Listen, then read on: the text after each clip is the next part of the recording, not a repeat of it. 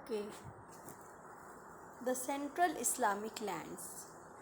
This chapter is associated with the rise of Islam and the spread of Islam, not only in the area where it has originated but all over the world. So now we can see, when we are living in the 21st century, that all over the world, most of the people, are having the Islamic religion. They are Muslims all over the world, and you can say that about 1 billion people, they have Islam as their religion. So in this chapter we are going to study about the rise and the expansion of the Islam. Islam is a very new religion, as you can say, because Islam only emerged 1400 years back. That is, it has emerged from, and its core area is from 600 AD to 1200 AD. That is, only you can say, uh, 600 years of history. Okay, so it's a very new religion, but still it is the most popular religion because uh, more than half of the population of this world, they are the followers of this religion. Now I'm going to read this lesson, and then I'm going to explain you word by word in Hindi as well as in English. As we enter the 21st century, there are over 1 billion Muslims living in all parts of the world. They are citizens of different nations, speak different languages, and dress differently. The process by which they became Muslims were varied, and so were the circumstances in which they went their separate ways. ये कह रहे हैं कि जैसे हम 21st शताब्दी में प्रवेश करते हैं, इस समय विश्व में मुस्लिम्स जो रहते हैं उनकी कुल जनसंख्या 1 बिलियन से भी ज़्यादा है। ये अलग अलग देशों के नागरिक हैं, अलग अलग भाषाएं बोलते हैं और इनकी अपनी अलग परंपराएं भी हैं, लेकिन इसके बावजूद भी ये एक दूसरे से जुड़े हुए हैं। और ये कैसे जुड़े हुए हैं? इस्लाम से। The process by which they become Muslim were varied. ये कह रहे हैं जिस प्रोसेस से, यानी कि जिस प्रक्रिया से ये मुस्लिम्स बने हैं, वो अलग अलग उनके कारण हैं और परिस्थितियाँ भी अलग अलग हैं। In which they went their separate ways. तो अलग वजहों से ये मुस्लिम्स बने हैं, लेकिन और इनके अलग तौर तरीके भी हैं, लेकिन इन सब के बावजूद भी जो इस्लामिक संप्रदाय के लोग हैं, इनका एक इतिहास है जो कि इनको आपस में जोड़े हुए है। इस इतिहास को अब हम परत दर परत खोलने का प्रयास करेंगे। Yet the Islamic community has its roots in a more unified past, which unfolded roughly 1400 years ago in the Arabian Peninsula. ये कह रहे हैं कि इनका जो इतिहास है, जो इस्लाम के उदय का इतिहास है, और साथ में ही इसके विस्तार का इतिहास है, ये 1400 वर्ष पुराना है। और ये इतिहास इनका शुरू होता है अरेबियन पेनिनसुला से, जिसको कि अब हम बताएंगे कि किस तरह से इनका इतिहास शुरू हुआ था। In this chapter We are going to read about the rise of Islam and its expansion over a vast territory extending from Egypt to Afghanistan. इस चैप्टर में हम जो पढ़ेंगे कि किस तरह से इस्लाम का उदय हुआ और किस तरह से इसका विस्तार हुआ इतने बड़े क्षेत्र में जो कि इजिप्ट से लेकर अफ़गानिस्तान तक फैला हुआ था। The core area of Islamic civilisation from 600 to 1200, ये कह रहे हैं जबकि इसका इतिहास 1400 वर्ष पुराना है, लेकिन इसका जो मेन जो मुख्य पार्ट है वो 600 से 1200 AD तक ही है। ये इसका सबसे मुख्य या कोर हिस्सा है। In this centuries Islamic society exhibited multiple political and cultural pattern, और इस समय के दौरान 600 से 1200 वर्ष के दौरान इस बड़े अंतराल में जो इस्लामिक जो सिविलाइजेशन है, जो सभ्यता है, इस्लामिक सभ्यता भी कहते हैं इसको, केवल धर्म से एसोसिएट ना करके, इसको केवल धर्म से ही रिलेट ना करके इसको पूरी सभ्यता का रूप दिया गया है, क्योंकि इस्लाम की अपनी एक कल्चर यानी संस्कृति और अपनी परंपराएं होती हैं जो कि इनको अन्य धर्मों से अलग करती, इसलिए इसको इस्लामिक सभ्यता कहा जाता है। और इन 600 से 1200 वर्षों के दौरान ये इस्लामिक सभ्यता कई बदलावों से गुजरी, जिसमें कि राजनैतिक और सांस्कृतिक बदलाव भी शामिल थे। The term Islamic is used here not only in its purely religious sense but also for the overall society. ये जो टर्म, ये जो वर्ड इस्लाम का हम इस्तेमाल कर रहे हैं वो केवल धर्म से संबंधित ना होकर के इनके पूरे समाज को बताता है, इनके पूरे संस्कृति को बताता है, और साथ में ही वह इतिहास जो इससे जुड़ा हुआ है। In this society not everything that was happening originated directly from religion, but it took place in a society where Muslims and their faith were recognized as socially dominant. ये कह रहे हैं कि ये उस समाज का से आता है ये इस्लाम, जहाँ पे कि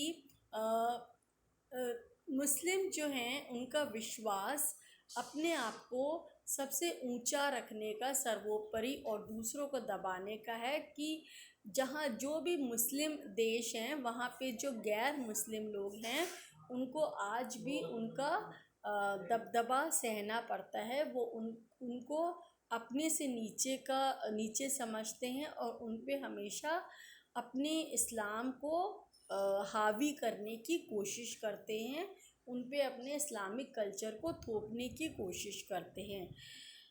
और वहाँ के जो गैर इस्लामिक लोग हैं वो उनसे उनके सबऑर्डिनेट होते हैं, मतलब उनकी बात मानने के लिए भी बाध्य किए जाते हैं।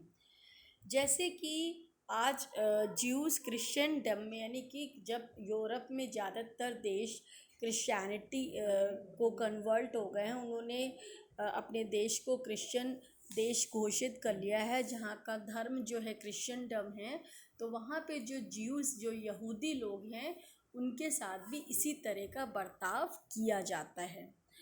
Our understanding of the history of the Central Islamic lands between 600 and 1200 is based on chronicles or tawarik, which narrate events in order of time. हमारी जो इतिहास की समझ है सेंट्रल इस्लामिक लैंड से, सेंट्रल इस्लामिक लैंड का मतलब होता है कि ये जो अरब पेनिनसुला की बात हम कर रहे हैं, ये यूरोप और एशिया के बीचों बीच में है, और यहीं से इस्लाम का उदय हुआ था, और इसके बाद इसका विस्तार जो है ज़्यादातर सेंट्रल यूरोप से लेकर के सेंट्रल एशिया तक हुआ, यानी कि इजिप्ट से अफ़गानिस्तान तक। तो उसके विस्तार की बात और इन देशों के जो कि इस यूरोप और एशिया के मध्य पड़ते हैं। ये देश किस तरह से इन्होंने अपने आप को इस्लामिक राष्ट्र घोषित किया, इस इतिहास के बारे में हम जानने की कोशिश करेंगे, जो कि 600 से 1200 वर्ष के मध्य हुआ था। और ये इतिहास हमें ज़्यादातर उस समय में लिखे गए जो क्रॉनिकल्स हैं, मतलब उस समय के जो इतिहास करता थे, 600 to 1200 AD के वक्त जो हिस्टोरियंस हुए हैं, उन्होंने इस इतिहास को, इस इस्लामिक इतिहास को डेट वाइज लिखा है, events according to the date in a very you can say chronological manner। तो इसको हम क्रॉनिकल्स कहते हैं, मतलब जो इतिहास डेट वाइज लिखा जाता है, the incidents that are written according to the chronological manner, that is first which incident happened and then the subsequent incidents, that is known as chronology। तो उस समय के इतिहासकर्ता ने जिस इतिहास को समय के अनुसार बताया है उसको क्रोनोलॉजी या तवारीख कहते हैं, which narrates events in order of time, जो कि घटनाओं को उनके समय के अनुसार बताता है। And semi historical works such as biographies, जिसको कि सीरा कहते हैं, मतलब उस समय कई सारे ऐसे भी इतिहासकार हुए और जो इस्लाम के फॉलोअर्स भी थे, जैसे जिन्होंने प्रॉफिट मोहम्मद के जो फॉलोअर्स थे, उन्होंने प्रॉफिट मोहम्मद के जीवन के बारे में लिखा है। तो प्रॉफिट मोहम्मद की जीवनी यानी उनकी बायोग्राफी से भी हमें इस्लाम के उदय की बारे में जानने में बहुत मदद मिलती है, और उस समय के इतिहासकर्ताओं ने भी इस चीज़ से काफ़ी इस्लाम के बारे में बताने की कोशिश करी है। Records of the saying and doing of the profit, और जो पैगंबर मोहम्मद हैं उन्होंने जो उस अपने समय में जो जब जीवित रहते हुए जो उपदेश दिए थे और जो उन्होंने लोगों को करने के लिए बोला था, उसको जिसको कि उर्दू में अरेबिक में हदीयत कहते हैं।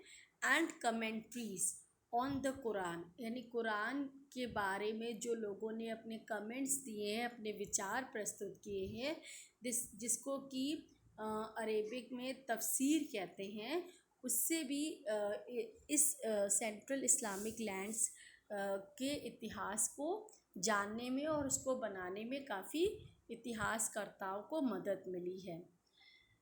The material from which these works were produced was a large collection of eyewitness reports। अखबार किसको कहते हैं? अखबार भी एक उर्दू शब्द है।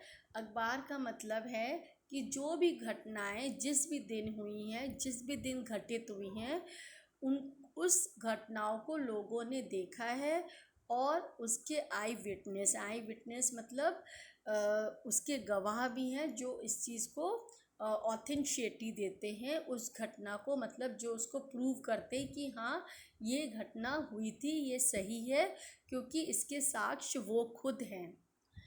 तो इस तरह से उस समय की जो घटनाओं को बताने वाले जो ऐसे लोग हैं जिन्होंने उसको घटित होते हुए देखा है, तो उनसे भी हमें उसके इतिहास को जानने में बहुत मदद मिलती है।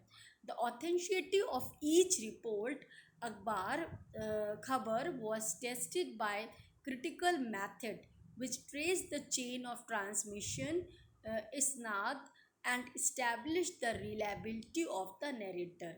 तो ये कह रहे हैं कि जो भी खबर, जो भी कोई घटना घटित हुई है और जिसको कोई बता रहा है वो सही है कि नहीं, ये एक बहुत ही इस चीज़ को जानने के लिए उन्होंने एक बहुत ही आलोचनात्मक तरीका निकाला है, क्रिटिकल मेथड, जिसमें कि एक व्यक्ति से जो खबर होती है जिसको न्यूज़ कहते हैं वो दूसरे व्यक्ति तक पहुंचती है। Although The method was not foolproof. Medieval Muslims writers were more careful in selecting their information and understanding the motives of their informants than were contemporaries in other parts of the world. हम ये कह सकते हैं कि जो खबर है जो कि वर्बल होती है मोस्टली, जो कि मुंह ज़बानी खबर होती है, जो लोग एक से दूसरे को बताते हैं और फिर वो धीरे धीरे फैल जाती है कि ऐसा हुआ था, ऐसी घटना घटित हुई थी, उसमें पूरी तरीके से उस पर हम बिलीव नहीं कर सकते हैं, क्योंकि उसमें बहुत सारी चीज़ें जो हैं कल्पना से भी रिलेटेड होती हैं और वो पूरी तरह से ऑथेंटिकेटेड नहीं होती है। लेकिन फिर भी हम उसको एक इतिहास में काउंट कर सकते हैं, इतिहास को बनाने में। लेकिन जो ये घटना घटित हुई है, अगर इसको ही कोई उस समय के समकालीन जो उस समय के समकालीन धर्म की पुस्तिका में अगर इसका भी वर्णन मिल जाता है, तो हम इससे ये समझ सकते हैं कि हाँ, जो लोग बता रहे हैं ऐसी घटना कोई घटी हुई होगी। In other words, on controversial issues, they reproduce different versions of the same event. और अगर कभी कोई विवादास्पद कोई होता है, कोई इशू होता है, कोई विवादास्पद इशू होता है, कोई ऐसी बात होती है जो विवादों से घरी होती है, तो they reproduce different versions of the same event. मतलब उसी एक ही घटना के लोग अलग अलग तरीके से उसको बताने की कोशिश करते हैं अपने तरीके से। As they found in their sources, leaving the task of judgement to their readers. और फिर इस विवादास्पद घटना को वो लोगों के लिए छोड़ देते हैं कि वो उसको अपनी तरीके से उसका न्याय करें और उसको समझने की कोशिश करें। There description of events closer to their own times is more systematic and analytical and less of a collection of अखबार। जो वो लोग बताते हैं उन घटनाओं के बारे में, वो काफ़ी जो है व्यवस्थित होती है और उसमें लोगों का जजमेंट भी होता है, एंड वो कोई डेट वाइज मतलब सीक्वेंस वाइज नहीं होती है, पर हाँ उसमें ऑथेंटिसिटी हो सकती है। Most of the chronicles and semi-historical works are in Arabic, the best being the तारीख ऑफ तबारी। ज़्यादातर जितनी भी घटनाओं का वर्णन मिलता है और जो इतिहास से संबंधित हैं क्रोनोलॉजिकल मैनर में जो लिखी गई हैं, मतलब according to the date wise जो घटनाएं लिखी गई हैं, वो उनको कहाँ पे लिखा गया है? तारीख ऑफ तबारी 923 AD में उनको लिखा गया है, तारीख ए तबारी करके एक पुस्तक में, जिसका कि बाद में अनुवाद जो है इंग्लिश में किया गया 38 वॉल्यूम्स में। Persian chronicles are few but they are quite detailed in their treatment. जो पर्शियन क्रॉनिकल्स हैं, उस समय पर्शिया एक्चुअली में कहाँ की लैंग्वेज है? ईरान की। पहले ईरान को पर्शिया भी कहा जाता था और वहाँ के रहने वाले लोग पर्शियन लैंग्वेज बोलते हैं, जिसको कि हिंदी में फ़ारसी भाषा भी कहते हैं। तो इस जो इस्लामिक क्रॉनिकल्स को पर्शियन भाषा में भी अनुवाद किया गया है और वो बहुत कम मिलते हैं ऐसे जो फ़ारसी लोग हैं, क्योंकि ये जो इस्लामिक धर्म था वो पर्शिया तक भी पहुंचा था और कई लोग जो हैं पर्शिया के, उन्होंने इस्लाम धर्म को कबूल किया था, तो उन्होंने भी इस्लाम के बारे में बहुत कुछ लिखा है, उनके इतिहास के बारे में लिखा है। According to the date and time, the events in which the Islam spread in Persia also, but their chronicles are only few.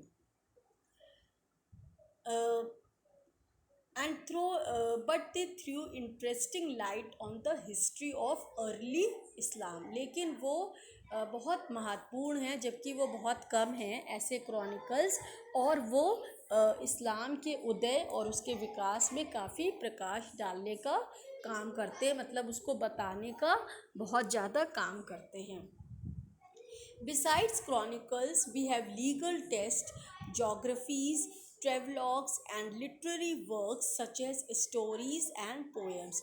और इनके अलावा क्रॉनिकल्स के अलावा जो है कानूनन दस्तावेज भी हैं, और वहाँ का जोग्राफीज़ भी हैं, मतलब वहाँ के भौगोलिक तथ्य भी हैं, और जो यात्रा वृतांत है, एंड लिटरेरी वर्क्स या साहित्यिक काम भी हैं जो कि उस समय के लोगों ने लिखे थे, जो कि कहानी या कविताओं के रूप में लिखे गए थे। Documentary evidence, fragmentary pieces of writing such as official orders और private correspondence is the most valuable for writing histories. ये कह रहे हैं कि जो दस्तावेज मिलते हैं और वो दस्तावेज जो है बहुत ही महत्वपूर्ण साक्ष्य हैं, ज़्यादातर जो कि अलग अलग जगहों पे उनको कुछ लिखित जो आदेश मिले हैं राजाओं के द्वारा, उस समय के जो वहाँ के जो सुल्तान थे उन्होंने जो आदेश दिए हैं उन्होंने, और प्राइवेट करस्पॉन्डेंस, और जो लोगों ने आपस में भी जो एक दूसरे को दस्तावेज भेजे थे, आपस में जो चिट्ठी पत्री हुई थी उसको हम करस्पॉन्डेंस कहते हैं, is the most valuable for writing histories because it does not consciously refer to events and persons.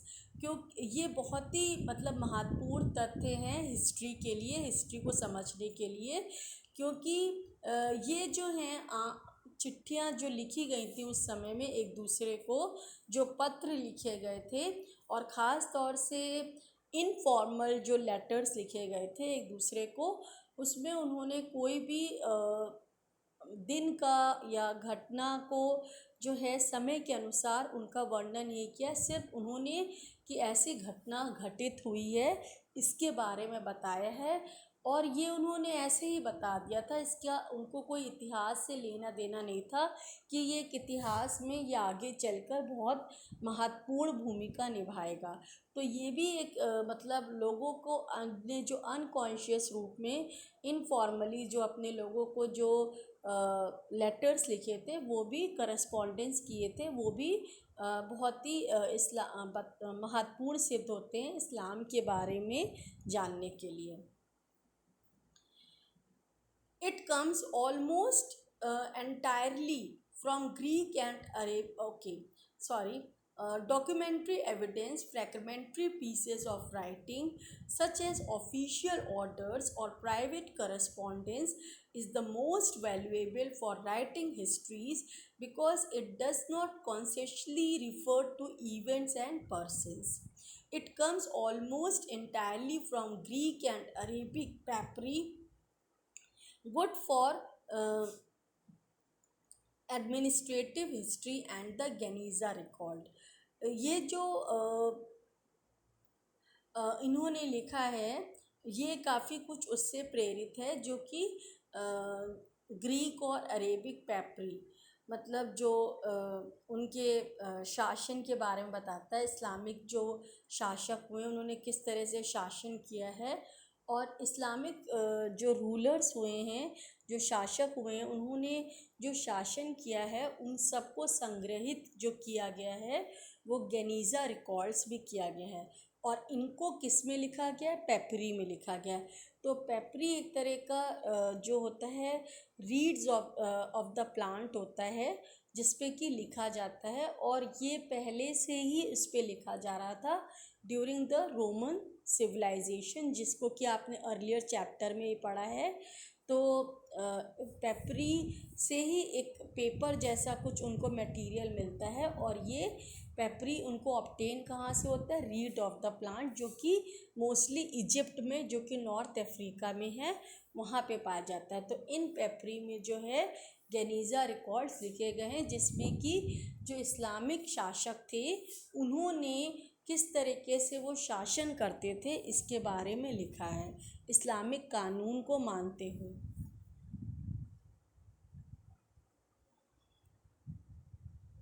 Okay. Uh, some evidence has emerged from archaeological excavations done at desert places.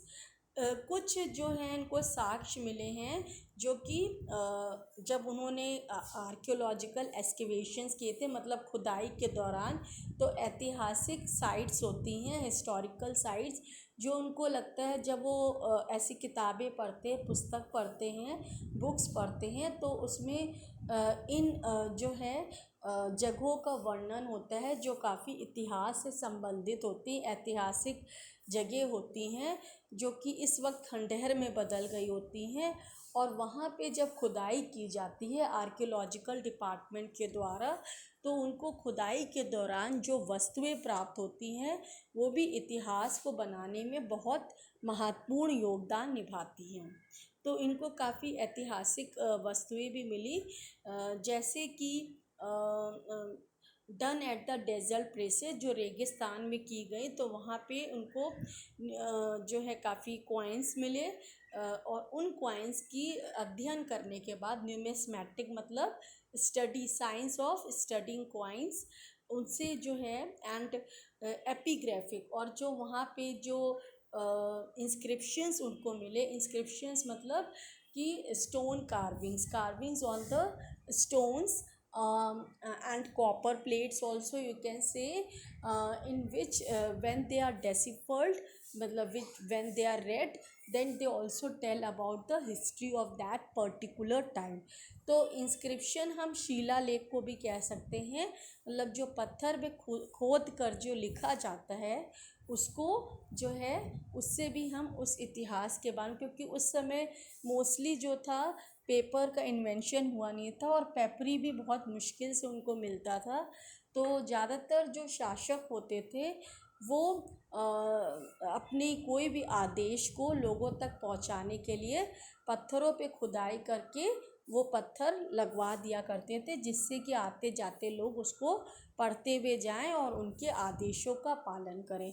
तो ये जो inscriptions होते हैं, तो study of inscriptions को हम epigraphy कहते हैं। तो एपिग्राफी से भी उनको बहुत महत्वपूर्ण जानकारी प्राप्त हुई है उस समय के बारे में, जो कि इस्लाम के उदय के बारे में, उसके प्रादुर्भाव के बारे में बताती, इमर्जेंस के बारे में। Okay,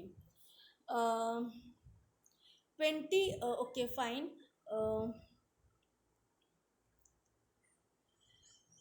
Which is of great value for economic history, art history, and for establishing names and dates. Proper histories of Islam began to be written in the 19th century by university professors in Germany and the Netherlands. ये कह रहे हैं जो इतिहास जो है कायदे से जो इस्लाम का लिखा गया, वो 19वीं शताब्दी में जो यूनिवर्सिटी के जो प्रोफेसर्स थे, ख़ास तौर से जर्मनी और नीदरलैंड्स के, उन्होंने इस्लाम के बारे में जाना, उसके इतिहास के बारे में जाना और फिर उसके बारे में लिखना शुरू किया। Colonial interest in the Middle East and North Africa encouraged French and British researchers to study Islam as well. और इसके अलावा जब यूरोपियन लोगों ने, जब ड्यूरिंग द 19th सेंचुरी, जब most of the European countries they became very powerful and they started expanding and annexing other less powerful countries, then when they defeated the less powerful country and made them as their colony, then they started studying about their culture and their religion, and in this process they came to know about the emergence of Islam. तो इसमें जो है colonial देशों की, यानी उपनिवेशिक देशों की, imperial देशों की, जो कि विस्तारवादी देश थे, उन्होंने भी इस्लाम के इतिहास को बनाने में बहुत महत्वपूर्ण भूमिका निभाई, क्योंकि ये जो देश थे, इन्होंने जहाँ जहाँ पे भी अपना साम्राज्य स्थापित किया, वहाँ उन देशों की संस्कृति और उनके धर्म का अध्ययन किया और उनके इतिहास के बारे में जानने की कोशिश की और न केवल जानने की कोशिश करी बल्कि उसको पूरी इतिहास के रूप में लिखा भी इन अ क्रोनोलॉजिकल मैनर। तो इस तरह से जो ब्रिटिश एम्पायर जो 19th सेंचुरी में जिसको कि हम ग्रेट ब्रिटेन कहते हैं वो बहुत ही मतलब ताकतवर हो गया था and it has emerged as an imperial country. और इसने जो है न केवल यूरोप के बहुत सारे देशों में अपनी कॉलोनीज़ एस्टैब्लिश करी बल्कि अफ्रीका एंड एशिया में भी बहुत जगह पे इन्होंने कॉलोनीज़ एस्टैब्लिश की। और जहाँ जहाँ पे इन यूरोपियन देशों ने ख़ास तौर से ब्रिटेन ने अपनी कॉलोनीज़ एस्टैब्लिश की, वहाँ के इतिहास, वहाँ की संस्कृति और वहाँ के धर्म के बारे में भी इन्होंने जानने की कोशिश करी और उसको लिखा भी।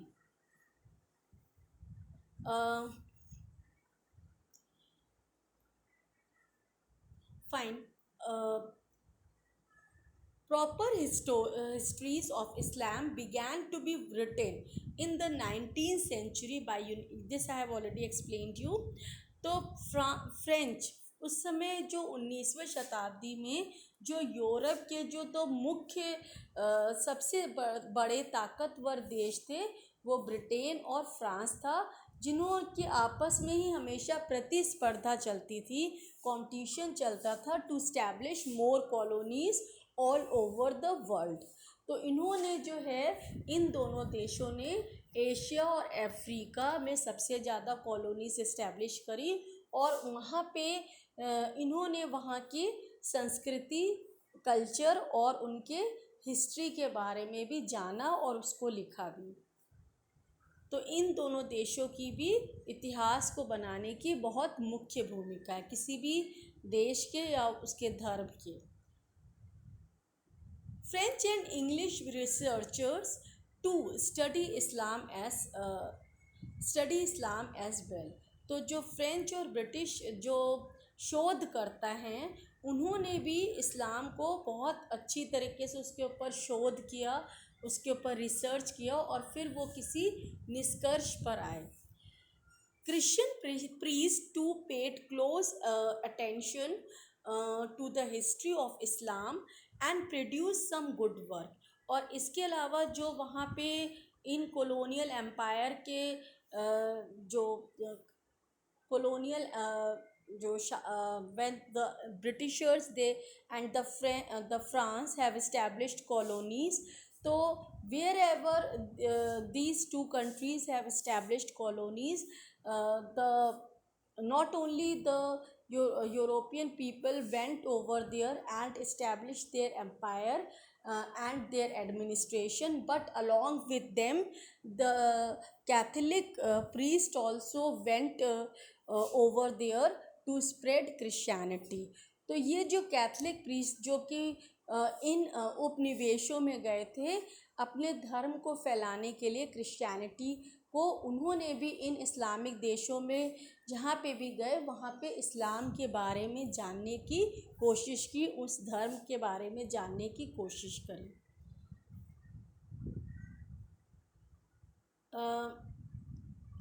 Christian priests too paid close attention to the history of Islam and produced some good work। उन्होंने इस्लाम के बारे में लिखा भी। These scholars called although their interest was mainly to compare Islam with Christianity, जबकि इनका मुख्य जो केवल इंटरेस्ट था, जो मेन इनका जो रुचि थी वो क्रिश्चियनिटी को इस्लाम के साथ उसकी तुलना करना, उसका कंपैरिजन करना था और इस तरह से वो अपने धर्म को सर्वोपरि बताना चाहते थे इस्लाम से क्रिश्चियनिटी की तुलना करके। These scholars called Orientalists are known for their knowledge of Arabic and Persian and critical analysis of original text।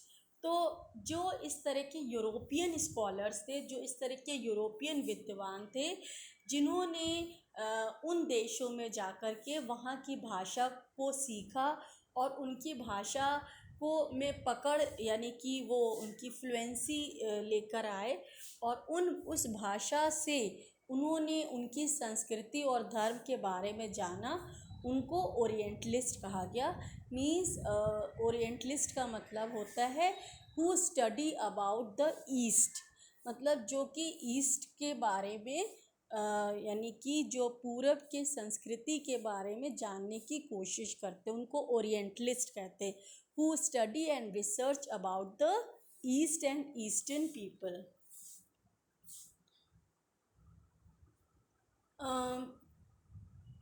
Ignaz Goltzer was a Hungarian Jew who studied at the Islamic College Al-Azhar in Cairo and produced path-breaking studies in German of Islamic law and theology। तो जो इग्नास गोल्डस्टर थे वो एक Hungarian थे, Hungarian ज्यू यानी कि जिसको कि हिंदी में हम यहूदी कहते हैं, जिनकी पूरी उन्होंने अपनी पढ़ाई इस्लामिक कॉलेज में करी थी अल अज़हर में, कैरियो में, जो कि अफ्रीका में है। और उन्होंने जो है बहुत ही अच्छा इस्लाम के बारे में लिखा है इन जर्मन, मतलब जर्मन भाषा में इस्लाम के बारे में लिखा है, ऑफ इस्लामिक लॉ यानी कि इस्लाम कानून, और थियोलॉजी, थियोलॉजी का मतलब होता है स्टडी ऑफ एनी रिलीजन। तो अगर जो किसी भी धर्म की पढ़ाई करता है, किसी धर्म की शिक्षा प्राप्त करता है, उसको हम क्या बोलते हैं, थियोलॉजी। तो उस जो ये हंगेरियन इग्नास गोल्डज़र थे, इन्होंने इस्लामिक कॉलेज में अध्ययन किया, इस्लामिक कॉलेज में पढ़े, और बहुत ही अच्छा इस्लाम के बारे में इन्होंने जर्मन भाषा में लिखा, जो कि इनके कानून, इस्लामिक कानून और इनके धर्म के बारे में बताता है। 20th century historians of Islam, they have largely followed the interest and methods of Orientalists। तो जो 20वीं शताब्दी के जो इतिहासकर्ता थे, ख़ासतौर से जो इस्लाम के बारे में जानना चाहते थे, उन्होंने जो है ओरिएंटलिस्ट जो ईस्ट के लोगों के बारे में पढ़ते थे, स्टडी करते थे, उनके किस तरह से वो उनके बारे में जानते थे, उनकी भाषा सीखते थे, और भाषा सीखने के बाद वो उनके धर्म ग्रंथों को पढ़ते थे और उससे उनकी संस्कृति और उनके धर्म के बारे में जानने की कोशिश करते थे। उससे उस तरीके को अपनाया, और उस तरीके को अपनाते हुए उन्होंने उस समय के इतिहास के बारे में जानने की कोशिश करी। They have widened the scope of Islamic history by including new topics and by using allied disciplines। और इसके अलावा उन्होंने जो है इस विषय को और आगे बढ़ाया, किस तरीके से कि इसमें नई चीज़ों का भी समावेश किया गया, इंक्लूड किया गया, जिसमें कि कुछ वहाँ से जो है उन्होंने वहीं के उन्होंने जो कानून थे या वहाँ के जो उनके डिसिप्लिन, यहाँ पे अनुशासन से मतलब ये है कि जो उनके धर्म में जो अनुशासनात्मक जो चीज़ें थी उनको भी उसमें इंक्लूड किया गया। such as the aspects of such as the economies, anthropology and statistics। तो उसमें अलाइड डिसिप्लिन में आ जाएगा उस समय की इकोनॉमी क्या थी, उस देश की अर्थव्यवस्था क्या थी। Anthropology, anthropology is a study of, is a science and study of culture of any you can say culture of the people living in that particular area। Okay, so it studies about the culture of, mostly the culture of the tribal people or the native people। Okay, so anthropology is the study of the culture of a particular community, tribal people, or you can say the natives of a particular area. So वहाँ के लोगों के समाज में जो समाज के लोगों के किस तरह से रहते हैं, उनके रहने सहने का तरीका क्या है, उनकी विश्वास, उनकी बिलीफ क्या है, इसके बारे में अध्ययन किया। और साथ में ही उन्होंने आंकड़े भी जो स्टैटिस्टिक्स यानी सर्वे किया, और सर्वेक्षण से जो उनको आंकड़े मिले उनको भी उन्होंने इकट्ठे किए।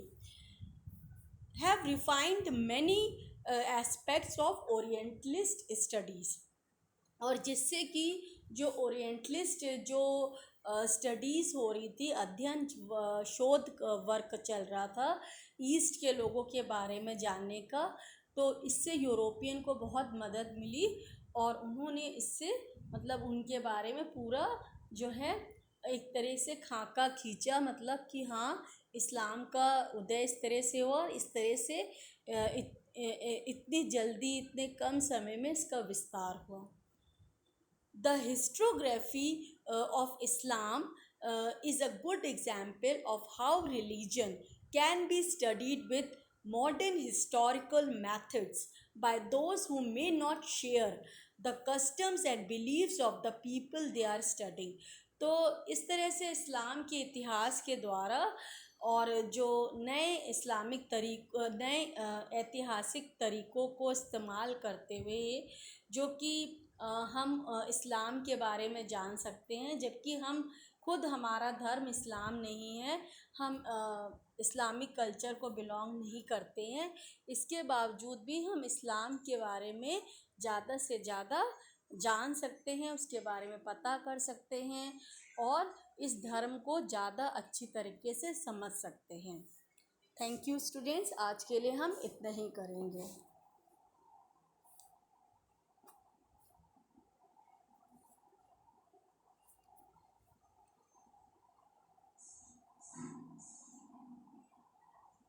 क्या हुआ?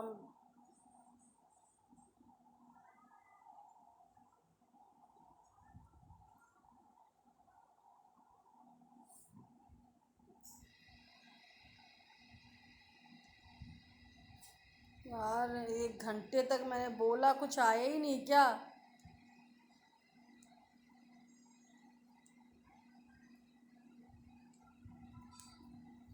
यार